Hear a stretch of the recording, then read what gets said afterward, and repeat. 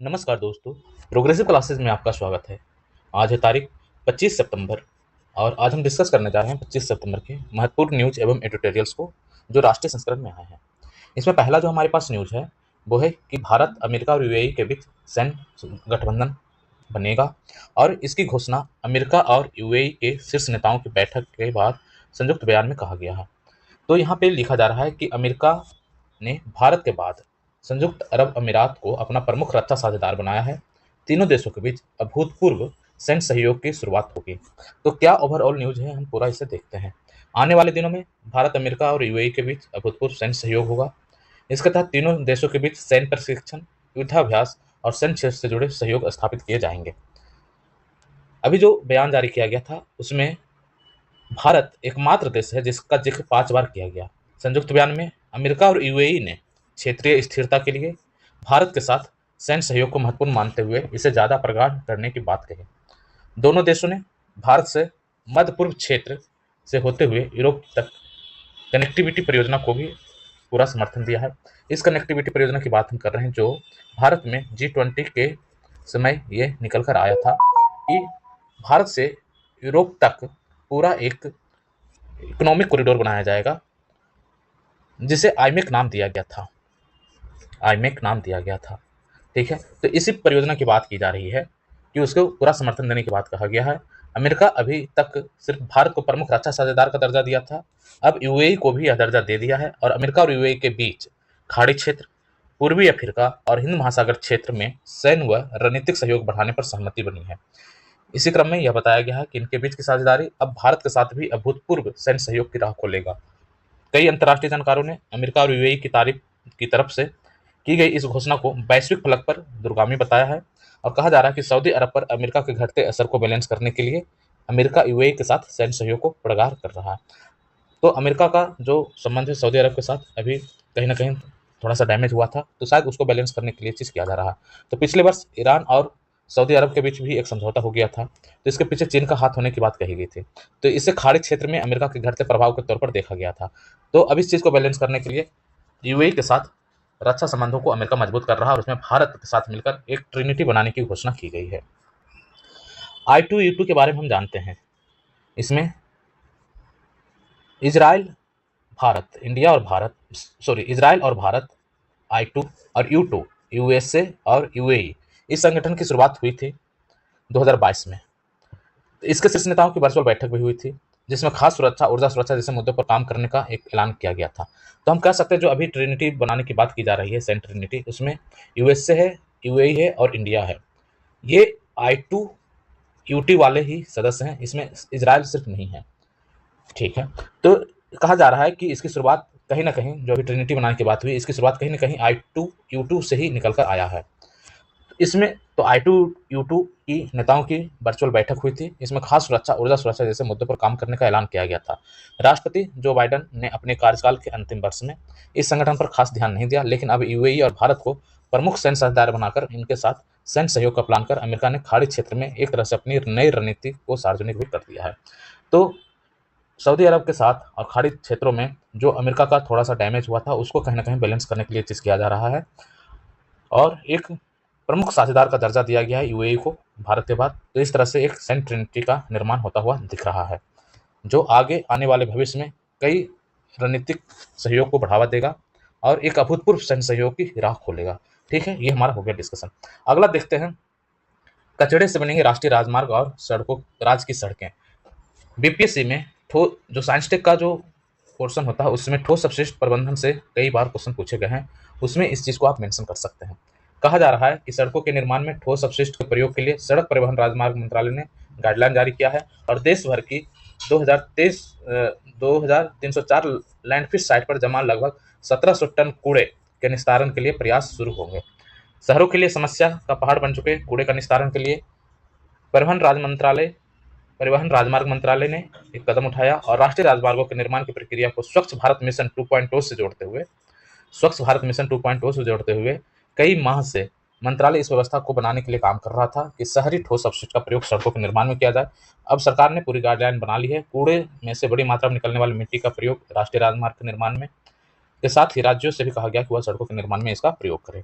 तो राष्ट्रीय राजमार्ग के निर्माण से जुड़ी सभी संस्थाओं के साथ केंद्रीय सड़क परिवहन राजमार्ग मंत्रालय ने सभी राज्यों को भी गाइडलाइन जारी किया है और इसमें बताया गया है कि पर्यावरण सुरक्षा को ध्यान में रखते हुए सरकार ऐसी नीति पर काम कर रही है कि processed solid waste, plastic waste, steel slag और इंडस्ट्री वेस्ट का प्रयोग सड़कों के निर्माण में किया जाए। इसी के तहत फिलहाल शहरों से निकलने वाले ठोस अपशिष्ट के सड़क निर्माण में प्रयोग के लिए गाइडलाइन बनाई गई है। सरकार का आकलन है कि वर्तमान में लगभग 1700 लाख टन कूड़ा 2304 लैंडफिल साइट पर इकट्ठा है। इस वजह से करीब 10,000 हेक्टेयर जमीन घिरी हुई है। तो 10,000 हेक्टेयर जमीन को भी एक तरह से मुक्त करा लिया जाएगा और ठोस अपशिष्ट का एक तरह से निस्तारण भी हो जाएगा और सड़कों का भी निर्माण हो जाएगा। तो इससे कई सारे बेनिफिट एक साथ देखने को मिल रहे हैं। तो इसे देखते हुए ही गति शक्ति अभियान के तहत हाईवे निर्माण को स्वच्छ भारत मिशन 2.0 से जोड़ा गया है। तो यहाँ गति शक्ति अभियान की भी चर्चा की जा रही है और स्वच्छ भारत मिशन 2.0। तो हाईवे निर्माण के लिए बड़े पैमाने पर खेतों से मिट्टी लेनी पड़ती है। ठोस अपशिष्ट का इस्तेमाल कर इसे काफी हद तक बचा जा सकता है। मंत्रालय ने बताया कि ठोस अपशिष्ट की प्रोसेसिंग से निकलने वाली मिट्टी से हाईवे निर्माण के 2 पायलट प्रोजेक्ट सफल हो चुके हैं। अब इस प्रक्रिया को अन्य हाईवे निर्माण में अपनाया जाएगा। गाइडलाइन में इस प्रक्रिया को भी स्पष्ट कर दिया गया है कि डीपीआर के स्तर के प्रोजेक्ट, निर्माणाधीन प्रोजेक्ट और आगामी परियोजनाओं के लिए ठेकेदार, संबंधित प्राधिकरण और निकाय किस तरह से काम कर सकते हैं। सभी प्रकरणों में त्रिपक्षीय करार करने होंगे ताकि ठोस अपशिष्ट से निकलने वाली मिट्टी की आपूर्ति निर्माण के लिए सुनिश्चित हो सके और राज्यों से इस व्यवस्था को अमल में लाने के लिए नोडल अधिकारी नियुक्त करने के लिए कहा गया है। इसके लिए राज्यों को नोडल अधिकारी नियुक्त करने के लिए कहा गया है। तो इस तरह से कहा जा रहा है कि जो डीपीआर के स्तर पर प्रोजेक्ट है या निर्माणाधीन प्रोजेक्ट है या आगामी प्रोजेक्ट है, इसके लिए जो भी संबंधित प्राधिकरण है, ठेकेदार है, निकाय है, उनको इस तरह का गाइडलाइन पूरा जारी किया गया है कि आपको किस तरह से काम करना है। और इसमें कहा गया कि इन सभी प्रकरणों में त्रिपक्षीय करार करने होंगे ताकि ठोस अपशिष्ट से जो निकलने वाली मिट्टी है उसका आपूर्ति निर्माण के लिए सुनिश्चित हो सके। तो ये ओवरऑल ठोस अपशिष्ट प्रबंधन को लेकर हमने यहाँ पे देखा। गति शक्ति मिशन की चर्चा की गई है, स्वच्छ भारत मिशन 2.0 की चर्चा की गई है और कहा गया कि processed solid waste, plastic waste, steel slag और इंडस्ट्री वेस्ट, इन सभी का प्रयोग करके सड़कों का निर्माण किया जाए।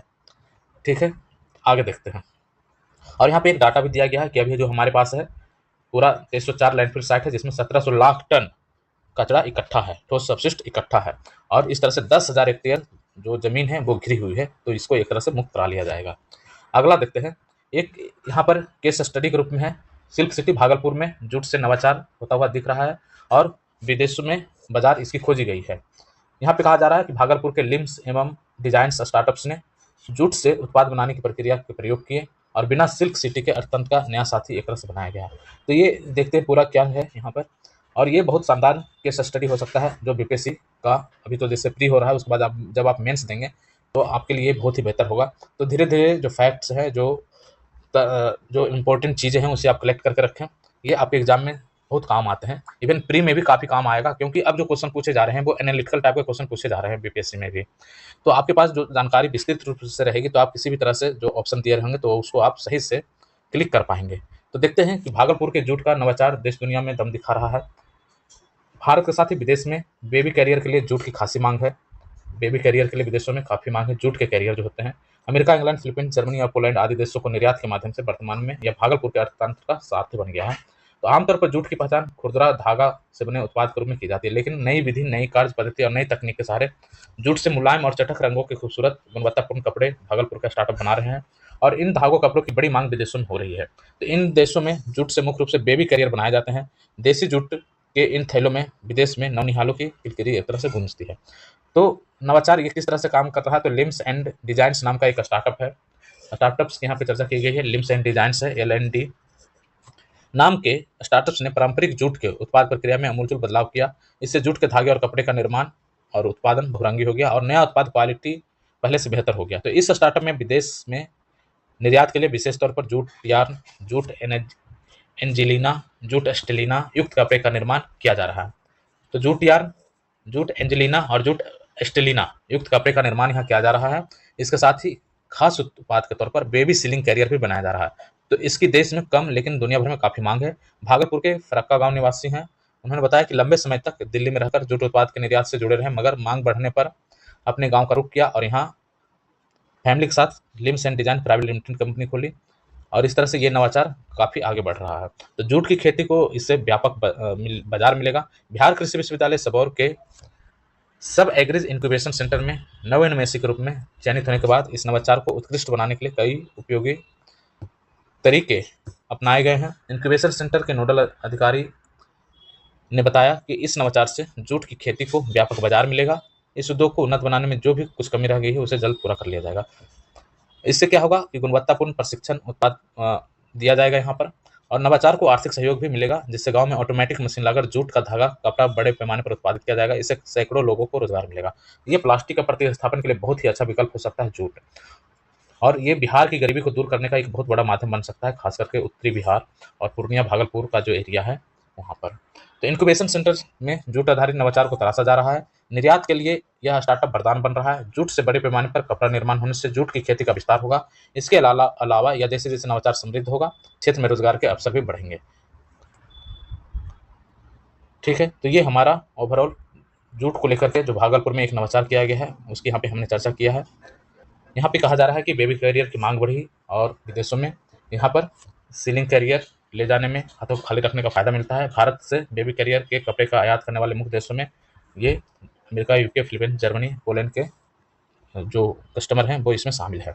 ठीक है, तो ये बहुत ही शानदार यहाँ पे भागलपुर सिल्क सिटी के नाम से जाना जाता है, उसके बारे में हमने यहाँ पे चर्चा किया है। अगला देखते हैं जल बजट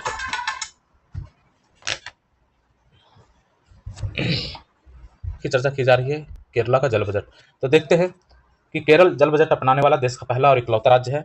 इसे अपनाकर केरल ने जल की मांग और आपूर्ति व्यवस्था को सुधारने, भूमिगत जल स्तर को बढ़ाने, कृषि उत्पादन की सुनिश्चितता, पर्यावरण व समग्र जल सुरक्षा और पानी की बर्बादी रोकने की दिशा में मिसाल कायम किया है। दक्षिण पश्चिम मानसून से पहली बारिश केरल में होती है। इसके बावजूद गर्मी के दिनों में राज्य के कुछ इलाकों में पानी की कमी का सामना करना पड़ता है। तो इन चुनौतियों से निपटने के लिए केरल ने जल बजट बनाने का फैसला किया, और जल बजट जल संसाधन की मात्रा निर्धारित करने और उनके प्रबंधन पर केंद्रित एक रणनीति है। यह जल की उपलब्धता और उसके उपयोग का सालाना ब्यौरा देता है। जल बजट, ये चूंकि बजट है तो एक तरह से जो आर्थिक बजट आता है उसी तरह से जल बजट है, तो पूरा साल भर का उसका उपलब्धता और उपयोग का एक तरह से ब्यौरा है इसमें, और किसी वर्ष विशेष में प्राप्त पानी को वितरित और प्रबंधित करने का समाधान भी प्रस्तुत करता है। यह जल के उपभोग की सीमा निर्धारित करता है, मतलब कितना खर्च किया जाए उसकी सीमा निर्धारित करता है, जिससे भूमिगत जल प्रभावित नहीं होता है, और इसका भंडारण को अस्थायी रूप से सूखने से बचाया जा सकता है। यह भूजल की स्थिति की जानकारी भी प्रदान करता है। जल बजट निर्धारण का सबसे उपयुक्त समय अक्टूबर होता है, जब वर्षा ऋतु समाप्त हो जाता है। इसके तहत उपलब्ध जल संसाधन को विभिन्न उपयोगों में खर्च करने की योजना बनाई जाती है कि जो हमारे पास अब अक्टूबर वर्षा ऋतु समाप्त हो गया, अब हम देखते हैं कि हमारे पास उपलब्ध जल कितना है और हमें किस तरह से उपयोग करना है और कहाँ कहाँ पे हमें कितना खर्च करना है, और इस तरह से जल संसाधन का कुशल उपयोग किया जाता है, उसका प्रबंधन किया जाता है। अगर हमें पहले से पता हो कि हमारे पास टोटल इतना पानी है और वह कितने दिनों में समाप्त हो जाएगा, तो हम उसका एक तरह से बुद्धिमत्तापूर्ण इस्तेमाल कर सकते हैं। इससे जो जल संकट है उसको टाला जा सकता है। तो सूखा और मानसून की अनिश्चितता तथा जल बजट जैसी व्यवस्था न होने के कारण इस देश में कई शहर डे जीरो की स्थिति का सामना कर रहे हैं। बेंगलुरु और चेन्नई जैसे शहर अपने निवासियों की प्यास के साथ साथ अन्य जरूरतें के लिए पानी उपलब्ध कराने में असमर्थ हो चुके हैं। तो नीति आयोग की रिपोर्ट बताती है कि 2030 तक देश के 40% आबादी के पास पीने के लिए पानी नहीं होगा या अभाव होगा। तो निस्संदेह स्वच्छ पेयजल की प्राप्ति हमारा संवैधानिक अधिकार है। सुभाष कुमार बनाम बिहार राज्य 1991 मामले में सुनवाई करते हुए सुप्रीम कोर्ट ने भी कहा था कि अनुच्छेद 21 के तहत जीवन के अधिकार में प्रदूषण मुक्त पानी और हवा का अधिकार शामिल है। बहुत ही बढ़िया यहाँ पर एक केस स्टडी के रूप में है। सुभाष कुमार बनाम बिहार राज्य 1991 मामले में कहा गया कि प्रदूषण मुक्त पानी और हवा का अधिकार हमारा जो आर्टिकल 21 है उसके तहत जीवन के अधिकार में शामिल है। हालांकि यह तभी संभव है जब हर एक स्तर पर जल संरक्षण के सार्थक प्रयास हों। जल संकट के व्यापक होने का प्रमुख कारण भूमिगत जल का अंधाधुंध दोहन है। ये बहुत ही अच्छा आर्टिकल यहाँ पर था, और बहुत शॉर्ट में बहुत सारी चीजें यहाँ पे कही गई जल बजट को लेकर के। यहाँ पे कहा जा रहा है कि नीति आयोग की रिपोर्ट बताती है कि 2030 तक जो है हमारे पास 40% आबादी के पास पानी का अभाव होगा। तो इससे जो हमारा संवैधानिक अधिकार है उसकी पूर्ति नहीं हो पाएगी। संवैधानिक अधिकार के बारे में यहाँ पे हमने चर्चा किया। सुभाष कुमार बनाम बिहार राज्य 1991 मामले में सुप्रीम कोर्ट ने कहा था कि स्वच्छ पेयजल और हवा का अधिकार जो है हमारा जीवन के अधिकार में शामिल है आर्टिकल 21 के तहत। ठीक है, अगला देखते हैं। यहाँ पर ही फिर भूजल को लेकर ये कि किस तरह से हमारा जो भूजल है वो विषैला होता जा रहा है। तो देश की राजधानी दिल्ली की आबादी बढ़ती जा रही है और उसी गति से यहाँ पानी की मांग भी बढ़ रही है। तो यहाँ पे बेसिकली ये तो दिल्ली की बात कही जा रही है, लेकिन ये तो समस्या सब जगह है लगभग। ठीक है, यहाँ हर एक जगह लगभग अब जल आपूर्ति का जो समस्या है वो बना हुआ है। तो जल आपूर्ति जो है भूजल के ऐसे स्रोत से हो रही है जो जहर बन चुके हैं, और उस जल को शुद्ध निरापद बनाने के ना तो कोई उपाय है और ना ही प्रयास हो रहा है। कितना दुखद है कि मजबूरी में लोग उस पानी का इस्तेमाल भी कर रहे हैं जो उन्हें बीमार बना रहे हैं। तो केंद्रीय भूजल बोर्ड की ताज़ा रिपोर्ट बताती है कि दिल्ली के भूजल आर्सेनिक, फ्लोराइड और अन्य खतरनाक रसायनों से परिपूर्ण है, और ये हड्डियों के रोग, दांतों की कमजोरी से लेकर कैंसर जैसी बीमारी दे रहे हैं। तो विशेषज्ञों के अनुसार पानी में फ्लोराइड की अधिक मात्रा हड्डियों और दांत, ये सब हमने इससे पहले भी ये ट्यूटोरियल था उसमें भी हमने चर्चा किया था। इवन कल के ट्यूटोरियल में हमने जब जमुना को बचाने से संबंधित चीज़ों को चर्चा किया था, वहाँ पर भी ये सारी चीज़ें शामिल थे। तो आर्सेनिक की मात्रा से जैसे त्वचा, आँख, कैंसर, फेफड़ा, किडनी की बीमारी हो रही है, कहीं लवणता बढ़ने से ब्लड प्रेशर, पथरी का रोग हो रहा है। तो एक तो दिल्ली में भूजल और गहराई में जा रहा है, तो इसकी गुणवत्ता भी खराब हो रही है। तो दिल्ली में भूजल की उपलब्धता सालाना 291.54 मिलियन घन मीटर है। एक तरह से पूरी पताल खोद कर पानी निकाले जाते हैं, यहाँ से 47,500 हेक्टेयर खेत सींचे जाते हैं। तो ये कुछ डाटा यहाँ पे दिया हुआ है कि इतने मिलियन घन मीटर पानी कारखानों और पीने के काम आता है। तो दिल्ली जल बोर्ड जो है 100 मिलियन गैलन प्रतिदिन पानी जमीन से निकालता है। यहाँ 1983 में 33 फीट की गहराई पर पानी निकल आता था, अब 132 फीट पर पानी निकल रहा है। उसमें भी नाइट्रेट और फ्लोराइड, आर्सेनिक जैसे रसायन हानिकारक स्तर पर पहुंच गए हैं। तो पताल के पानी को अर्थात जो भूजल है, तो भूजल के पानी को गंदा करना तो आसान है, पर उसकी परिशोधन करना असंभव है। जाहिर है भूजल के हालात सुधारने के लिए बारिश के पानी को रिचार्ज और उसके कम दोहन की संभावनाएं खोजनी होगी। आखिर दिल्ली के गर्भ के जल को जहरीला कौन बना रहा है? तो इस महानगर में कूड़े का सही तरह से प्रबंधन और निस्तारण न हो पाना इसका सबसे बड़ा कारण है। कूड़े का सही तरह से प्रबंधन और निस्तारण नहीं हो पाने के कारण भूजल काफी विषाक्त होता जा रहा है। यहाँ कूड़े के 3 बड़े विशाल पहाड़ हैं एक तरह से, और उनका कद धीरे धीरे बढ़ता ही जा रहा है। तो सारी दुनिया से अवैध तरीके से इलेक्ट्रॉनिक कचरे यहाँ आ रहे हैं। इनका गैर वैज्ञानिक तरीके से निस्तारण किए जाने से खतरनाक रसायन ये हमारी धरती में समाते जा रहे हैं। तो इलेक्ट्रॉनिक कचरे दुनिया भर से आ रहे हैं और यहाँ निस्तारण सही से नहीं हो पाता, इसके कारण भूजल में वो जो जहर है प्रवेश कर जा रहे हैं और उसको जहर बना रहे हैं। तो ई कचरा के लगभग 97% हिस्सा को अवैज्ञानिक तरीके से जलाकर या तोड़कर उसमें कीमती धातुएं निकाली जाती है और शेष को यूं कहीं फेंक दिया जाता है। तो इससे रिसने वाले रसायन का एक भयानक तथ्य यह है कि इस कचरे की वजह से पूरी खाद्य श्रृंखला बिगड़ रही है। ई कचरे के देखिए, ई कचरे को लेकर भी है, तो बीपीएससी इस तरह के क्वेश्चन पूछा जाता है बीपीएससी मेंस में। ई कचरा, ठोस अपशिष्ट प्रबंधन, तो सब कुछ पूछा जाता है। तो ये सब चीज़ को ध्यान में रखते हुए हमें पढ़ना है। तो खाद्य श्रृंखला बिगड़ रही है। ई कचरे के आधे अधूरे तरीके से निस्तारण से मिट्टी में खतरनाक रासायनिक तत्व मिल रहे हैं जो पेड़ पौधे के अस्तित्व के लिए खतरा बन रहे हैं। इसके चलते पौधे में प्रकाश संश्लेषण की प्रक्रिया ठीक से नहीं हो पा रही है। अब यहाँ पे देखिए कैसे कैसे चीज़ों को जोड़ा गया। खाद्य श्रृंखला बिगड़ रही है। ई कचरा के आधे अधूरे निस्तारण से खतरनाक रासायनिक तत्व मिट्टी में मिल जा रहे हैं, और जो पेड़ पौधे के अस्तित्व के लिए खतरा बन रहा है, इसके चलते प्रकाश संश्लेषण की प्रक्रिया ठीक से नहीं हो पा रही है। इसका असर वायुमंडल में ऑक्सीजन की मात्रा पर भी पड़ रहा है। तो बैटरिया, कंप्यूटर और मोबाइल फोन का कचरा सबसे खतरनाक है। बैटरियों, कंप्यूटर और मोबाइल फोन का कचरा सबसे खतरनाक है। इनमें पारा, कोबाल्ट, कैडमियम और ना जाने कितने किस्म के जहर होते हैं। तो कैडमियम से फेफड़े और किडनी दोनों की गंभीर नुकसान पहुंचता है। एक कंप्यूटर का वजन लगभग 3 किलो के आसपास होता है। इसमें 1.9 किलो सीसा, 0.69 ग्राम पारा और 0.049 आर्सेनिक होता है, तो जो जलाए जाने पर सीधे वातावरण में घुलते हैं। इसका अवशेष पर्यावरण के विनाश का कारण बनता है। शेष हिस्सा प्लास्टिक होता है। इसमें से अधिकांश सामग्री गलती से सड़ती नहीं है और जमीन में जब्त होकर मिट्टी की गुणवत्ता को प्रभावित करते हैं। तो भूगर्भ जल को जहरीला बनाने का काम करती है। तो ठीक इसी तरह से जो बैटरी है और बेकार मोबाइल फोन से जो बैटरियां निकलती है, इससे निकलने वाले जहरीले तत्व और गैस मिट्टी एवं पानी में मिलकर इन्हों को फिर वही जहरीला बना देते हैं। तो फसलों और पानी के जरिए ये तत्व हमारे शरीर में पहुंचकर बीमारियों को जन्म देते हैं। बैटरियों से निकला तेजाब, नालों और वाहनों से निकलने वाले प्रदूषण पानी के साथ मिलकर धरती में एक तरह से जहर भर रहे हैं। यहाँ के खेत और जमुना की कछार में सब्जी उगाने में बेशुमार रासायनिक खाद और कीटनाशक का इस्तेमाल होता है। इसके कारण भी पानी विषाक्त हो रहा है। तो दिल्ली में जल आपूर्ति बगैर भूजल के संभव नहीं है। इस दूषित पानी के सेवन से यहाँ की बड़ी आबादी बीमार हो रही है। इससे लोगों पर आर्थिक और सामाजिक बोझ बढ़ता है। उनके कार्य करने की क्षमता और आर्थिक तंत्र भी गड़बड़ा रहा है। इस समस्या से निपटने के लिए आज दिल्ली और इसके आसपास करीब 100 किलोमीटर के दायरे में कचरा उठाने और इनके निस्तारण, खासकर इलेक्ट्रॉनिक कचरे के लिए एक बड़ी और स्पष्ट नीति बनाने की तत्काल जरूरत है। बहुत ही बढ़िया यहाँ पे ये आर्टिकल आया। साथ ही इस समूचे इलाके में जैविक खेती भी अनिवार्य की जानी चाहिए। बहुत ही शानदार न्यूज है, बहुत ही अच्छा सजेशन इसमें दिया गया, बहुत सारी चीज़ों को इसमें शामिल किया गया। ठोस अपशिष्ट प्रबंधन, ई अपशिष्ट आदि को लेकर क्या समस्याएं हैं। दिल्ली का उदाहरण दिया जा सकता है कि किस तरह से भूजल प्रभावित हो रहा है, उसके कारण पर्यावरण में ऑक्सीजन की मात्रा भी प्रभावित हो रही है, प्रकाश संश्लेषण प्रक्रिया एक तरह से बाधित हो जाती है। बैटरी जो होते हैं, कंप्यूटर, मोबाइल फ़ोन आदि का कचरा किस तरह से खतरनाक है। कैडमियम, पारा और कोबाल्ट, इस तरह की आर्सेनिक, इस तरह की चीज़ें निकल रही है जो पर्यावरण को प्रदूषित बना रही हैं, भूजल को प्रदूषित बना रही हैं। इन सारी चीज़ों का हमने यहाँ पे चर्चा किया है। इसके अलावा यहाँ पे बहुत बढ़िया सजेशन भी दिया गया कि दिल्ली के आसपास का जो 100 किलोमीटर का दायरा है, वहाँ पे जो भी कचरा उठाने की प्रक्रिया है और उसका निस्तारण, उसके लिए बिल्कुल स्पष्ट और कड़ा नीति अपनाने की जरूरत है, और यहाँ आसपास में जैविक खेती को अनिवार्य करने की जरूरत है। तो ये ओवरऑल हमने यहाँ पे एक चर्चा किया। ठीक है, अगला देखते हैं। अभी लेबनान में जिस तरह से पेजर और वॉकी टॉकी में विस्फोट हुआ, तो ये कहा जा रहा है कि उपकरण जो हैं अब हथियार के रूप में बदले जा रहे हैं एक तरह से, और एक नए ट्रेंड की शुरुआत हो गई है। इसके कई वैश्विक परिणाम आगे देखने को मिलेंगे।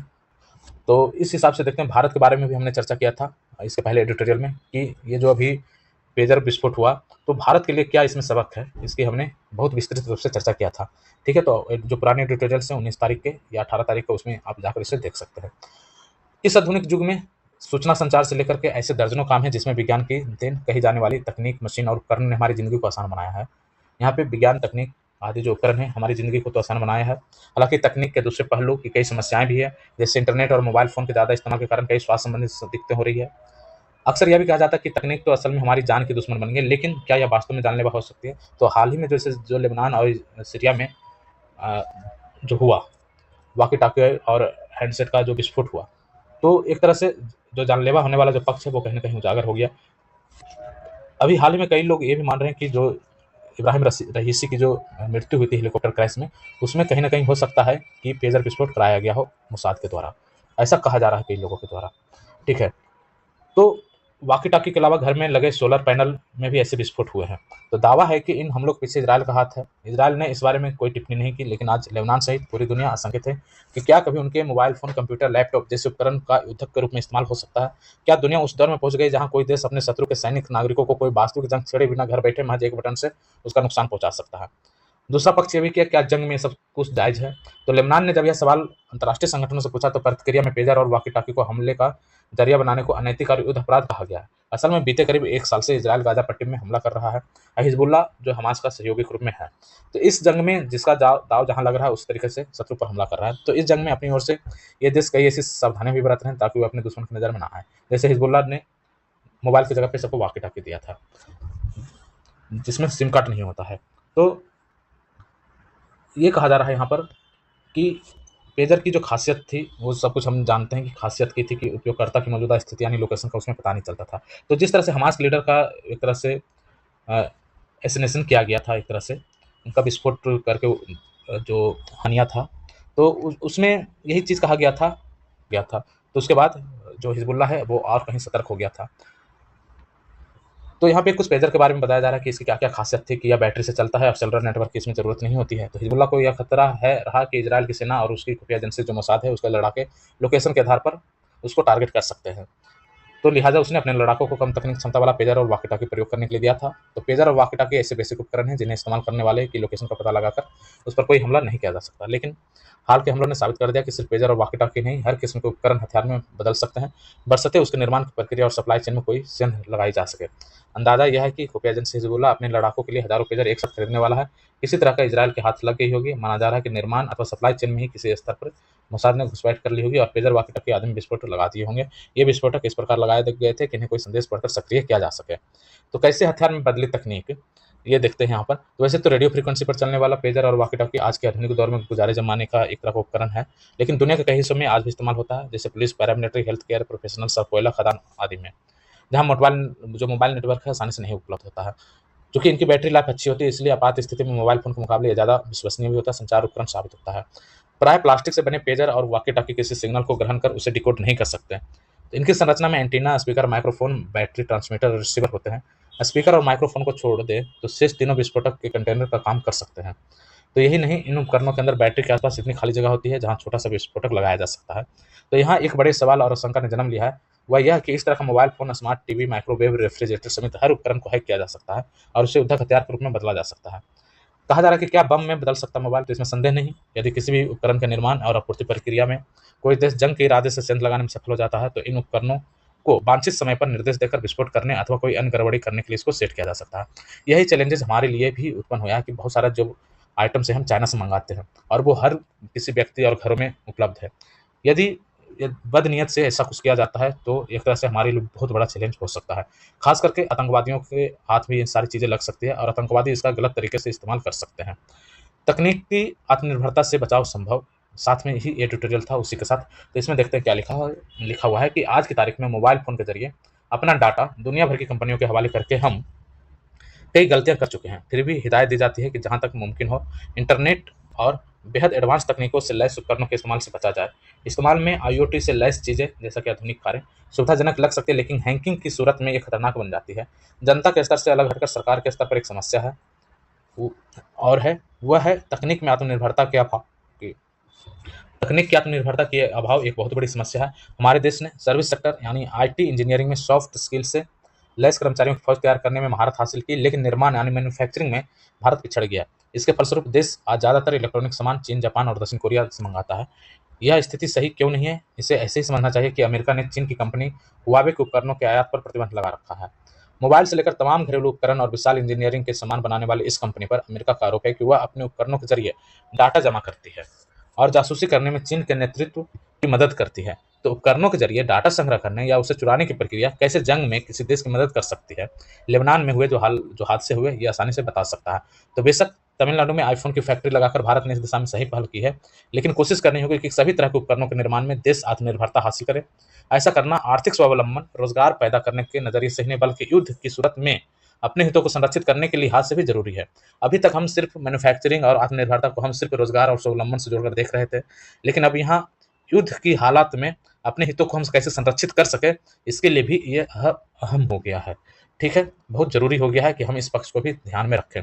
अगला देखते हैं, यूरोपीय यूनियन से यदि एफटीए होता है तो उसका क्या असर पड़ सकता है, खास करके मेडिकल डिवाइस के निर्माण पर, क्योंकि सरकार जो है अभी हाल ही में एक तरह से प्रोडक्शन लिंक इंसेंटिव जो है मेडिकल डिवाइसेस के लिए बनाई थी, योजना बनाई थी। तो अब यदि एफटीए होता है यूएई के साथ, तो किस तरह से मेडिकल डिवाइसेस का जो उत्पादन पे हमारा जोर है वो किस तरह से प्रभावित हो सकता है, इस पे यहाँ पे चर्चा किया गया है। तो घरेलू मेडिकल उपकरण निर्माताओं का मानना है कि यूरोपीय यूनियन के साथ मुक्त व्यापार समझौता से घरेलू स्तर का निर्माण प्रभावित होगा। मेडिकल उपकरण की घरेलू जरूरत की 70% जो पूर्ति आयात से होती है। आयात पर निर्भरता कम करने के लिए सरकार कुछ महीना पहले मैन्युफैक्चरिंग प्रोत्साहन योजना लेकर आई थी मेडिकल उपकरण के लिए। हालांकि यूएई के साथ एफटीए से मैन्युफैक्चरिंग प्रोत्साहन योजना को भी धक्का लग सकता है। इसकी सबसे बड़ी वजह है कि यूएई के साथ, सॉरी, ईयू के साथ, यूरोपियन यूनियन के साथ एफटीए होने के बाद मेडिकल उपकरण बनाने वाला कोई भी देश, खासकर चीन, आसानी से भारत में बिना शुल्क के अपने उपकरण भेज, देखिए एफटीए होगा ईयू के साथ, लेकिन चाइना जो है आसानी से भारत में बिना शुल्क के अपना उपकरण भेज सकेगा। ऐसा क्यों? क्योंकि ईयू के नियम के मुताबिक वहाँ की मार्केटिंग कंपनियां किसी भी देश से माल लाकर उस पर ओरिजिन कंट्री के रूप में ईयू का लेवल लगा सकते हैं और फिर वह उत्पाद शुल्क के बिना भारत में प्रवेश कर जाएगा। तो कहा जा रहा है कि किसी भी देश से माल मंगाकर उस पर ओरिजिन कंट्री के रूप में ईयू का लेवल लगा देते हैं वो, और उत्पाद शुल्क के बिना भारत में वो प्रवेश कर जाएगा। तो एफटीए होने के बाद ईयू से आने वाले माल पर भारत में कोई शुल्क नहीं लगेगा। भारत जर्मनी, नीदरलैंड के बाद चीन से सबसे अधिक मेडिकल उपकरण आयात करता है। इस आशंका को लेकर संबंध में association of Indian medical device industries ने वाणिज्य मंत्रालय को एक पत्र लिखा और ईयू के साथ एफटीए के लिए गत सोमवार को जो 9वां चरण की बातचीत हो रही है, जो शुरू हो चुकी है ऑलरेडी, एफटीए में मेडिकल उपकरणों को भी शामिल किया गया है। तो इस पर चर्चा किया जाएगा। तो एसोसिएशन के संस्थापक कह रहे हैं कि एसोसिएशन के संस्थापक राजीव नाथ कह रहे हैं कि कंट्री ऑफ ओरिजिन पर ईयू का नाम तभी लिखा जाना चाहिए जब ईयू में उस उत्पाद पर कम से कम 35% का वैल्यू एडिशन किया गया हो। कहा जा रहा है यहाँ पर कि एक सजेशन के रूप में कि ईयू का लेवल आप तभी लगाएं जब कम से कम आप 35% का वैल्यू एडिशन आपने किया है। भारतीय मानक ब्यूरो से प्रमाणित कंपनियों के मेडिकल उपकरणों को ही एफटीए के तहत भारत में शुल्क मुक्त आने की इजाजत मिले, और दूसरा, भारतीय मानक ब्यूरो से प्रमाणित कंपनियों के मेडिकल उपकरणों को ही एफटीए के तहत भारत में शुल्क मुक्त आने की इजाजत मिले। तो भारत और अमेरिका किसी कंपनी को बिना वैल्यू एडिशन के अपना नाम कंट्री ऑफ ओरिजिन के रूप में लगाने की इजाजत नहीं देता है। पिछले 4 सालों में मेडिकल उपकरणों का आयात 68% बढ़ा है। तो ये ईयू के साथ एफटीए होने के बाद क्या समस्याएं हो सकती है मेडिकल उपकरणों के निर्माण को लेकर के, इस पे हमने यहाँ पे चर्चा किया है। इसके अलावा साथ में एक यहाँ पे दिया हुआ है कार्बन टैक्स को लेकर भारत की चिंता बरकरार है। तो ईयू के साथ एफटीए वार्ता में कार्बन टैक्स यानी carbon border adjustment mechanism CBAM को लेकर भी सरकार की चिंता बनी हुई है। Carbon border adjustment mechanism CBAM, carbon border adjustment, sorry CBAM, carbon border adjustment mechanism CBAM। तो CBAM को लेकर भी सरकार की चिंता बनी हुई है। ईयू वर्ष 2026 के जनवरी माह से CBAM के तहत कार्बन टैक्स लगाने की घोषणा कर चुका है। इससे सीमेंट, स्टील के साथ कई कृषि उत्पाद का निर्यात प्रभावित हो जाएंगे। अगर CBAM के तहत ईयू टैक्स लगाने में कामयाब हो जाता है तो एफटीए के बावजूद भारत के कई आइटम के निर्यात पर ईयू में शुल्क लगेगा, जबकि एफटीए के बाद ईयू के आने वाले उत्पाद पर कोई शुल्क नहीं लगेगा। ये भी एक समस्या है कि ईयू के साथ यदि हमारा एफटीए होता है तो क्या हो सकता है। एक तो मेडिकल उपकरण के लिए जो हम प्रोत्साहन योजना लाए हैं, मैन्युफैक्चरिंग प्रोत्साहन योजना, वो प्रभावित हो सकती है। दूसरा यहाँ पे कहा जा रहा है कि CBAM लागू होने वाला है, कार्बन बॉर्डर एडजस्टमेंट मैकेनिज्म। तो इस माध्यम से दूसरे कंट्री से, यदि हमारे कंट्री से यूरोपीय यूनियन में कोई सामान जाता है तो उस पर कार्बन टैक्स लगेगा। ईयू टैक्स लगाने में कामयाब हो जाएगा CBAM के तहत। वहीं जब यूरोपीय यूनियन से चूंकि एफटीए रहेगा तो वहाँ से आने वाले जो उत्पाद होंगे उसको कोई भी शुल्क नहीं लगेगा। तो ये भी एक समस्या है। तो देखते हैं आगे किस तरह से चीज़ें बढ़ती है। हम इस न्यूज़ पे हम थोड़ी नज़र रखेंगे। ठीक है, तो इस तरह से आज का हमारा डिस्कशन पूरा समाप्त होता है। इसमें बहुत सारी चीज़ें हमें देखने सुनने को मिली है और बहुत सारे डायमेंशन में हमें चीज़ों को समझने का एक मौका मिला है। तो हम फिर अगले न्यूज़ और डिस्कशन के साथ हम मिलते हैं। तब तक के लिए धन्यवाद। जय हिंद।